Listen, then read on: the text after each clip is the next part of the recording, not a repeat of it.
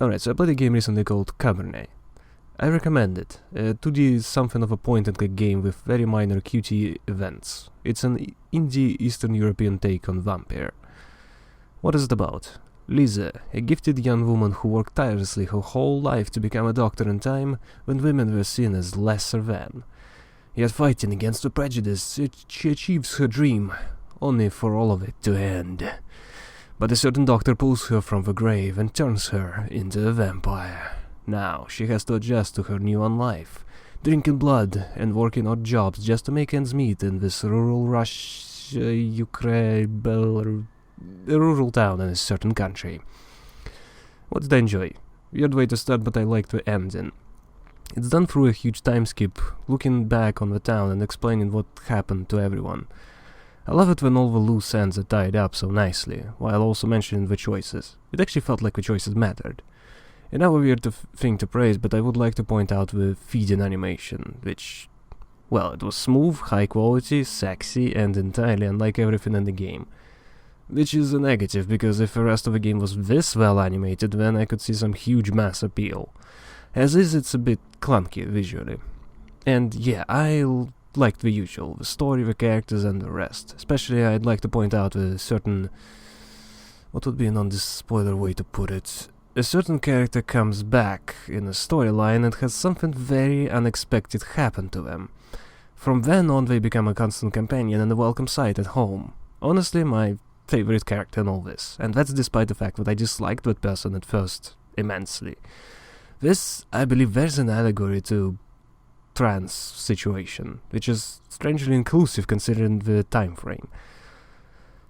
Speaking of, there's also a gay character in this game, someone who actually doesn't want to reveal that at all and acts like a total flirt all the time. Hell, I even accidentally managed to enter a lesbian relationship in this game somehow. Point is, I did not expect this kind of representation at all.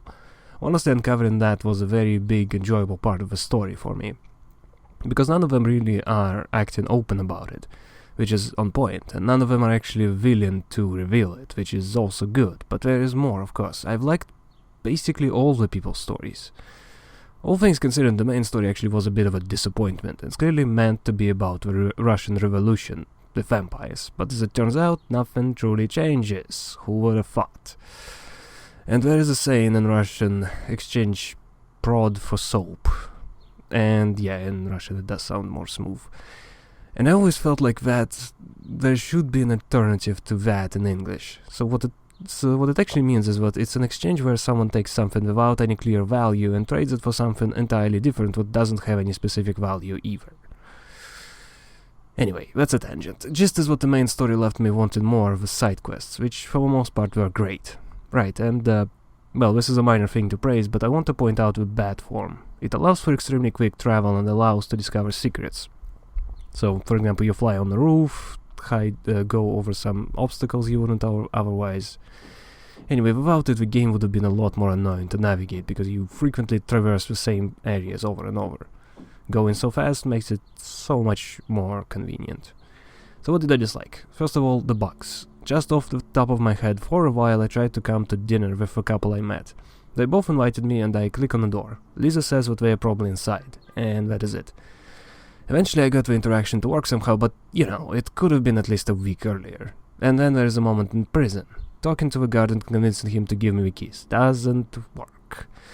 He gives the keys, but the interaction doesn't actually appear, so I can't even move. I can't do anything. Probably could come up with a few more bugs like that, but the point is what the game is actually buggy, and I know a lot of people, when they say buggy, they are like, oh, this texture clipped there, ooh, that's buggy, that's completely unplayable. No, I mean, when buggy, you actually can have some progress problems. You can miss out on some content. You can get some quests to just not work anymore.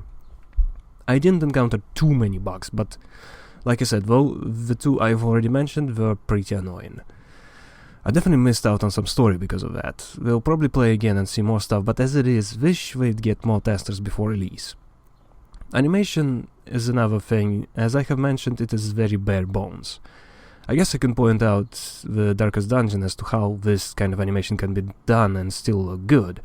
For this kind of game there is obviously a lot less action though. All things considered, it works. It's not like the game is hideous. I've tried some games recently which were so ugly I couldn't play them, or they flat out hurt my eyes. And I'm not exaggerating here. I actually had to walk away from some games for half an hour because letters blurred together in my vision. Cabernet doesn't have that. It's not ugly, it's just basic. Like a Flash game. And I did like a lot of Flash games in my time. But I can imagine that being a bit of a turnoff for some people. Also, this is regarding the main story, which is major spoilers, so I'll just be very vague here. It doesn't seem to flow together very much. It's like there are 7 chapters, but it's supposed to be 9 or maybe even more. Part in the bar feels very forced. Why would Liz even go there? Doctor also acts real weird all of a sudden, which doesn't really make sense. And once the mayor shows up, it all becomes extremely rushed. Also, the whole connection to the revolution kind of comes out of nowhere, and the whole idea behind what the mayor does and what he has achieved is said, but it's not shown. Again, show don't tell, guys. Anyway, it's a bit of a mess. A bit. Whatever. The start definitely feels fairly enjoyable, but past that... And also, this is another thing regarding that. I kept expecting to need to come to the mansion, yet, well, there were 2 reasons, that's it. Neither of which were actually directly related to the vampires or the mansion. I expected to get some sort of missions, maybe have vampire gatherings, maybe I would be forced to bring humans there like Alyssa did, yada yada yada. Instead, actual vampire society part of this game felt non-existent. And yeah, spoilers, but it's not a big deal. Anyway, I think if I were to sum it up, this feels strangely similar to Blackwell from Vegetai games. People's stories are great, and I love how the supernatural connects to the mundane, but whenever some major plot points happen, it just doesn't work very well. Cabernet, though, is also buggy. Either way, it's a personal preference. I liked both, and I actually liked them quite a bit. I replay Vegetai games from time to time, and I do plan to play more of this one. And that's more than I can say about a whole slew of different games out there.